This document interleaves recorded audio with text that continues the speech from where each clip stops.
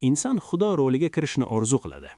Tabiatdagi ko'zdan ilhomlangan dastlabki kameralar ko'zning o'zidan ancha zaif edi. Bugun esa infraqizil, ultrabinafsha, rentgen, teleskop va mikroskoplar odam ko'ra olmaydigan narsani ham ko'ra oladi. Ya'ni avval analogiya, keyin mukammallashuv. Gumanoid robotlar atrofidagi harakatlarda ham aslida odam o'ziga o'xshagan narsa yasamoqchi.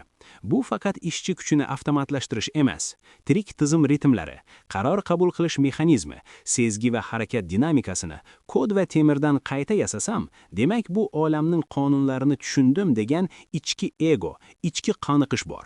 Qisqasi, people wanna play God. Eng qizig'i, insoniyat deyarli hech qachon mutlaqal noldan ixtiro qilmaydi.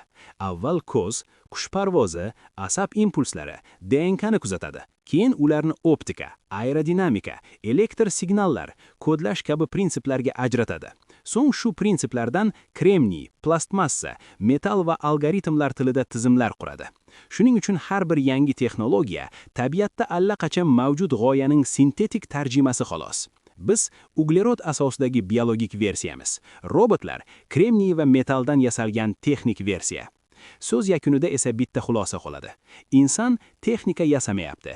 Aslida texnika orqali olamni va o'zini anglash uchun o'zini turli formatlarda qayta tarjima qilyapti.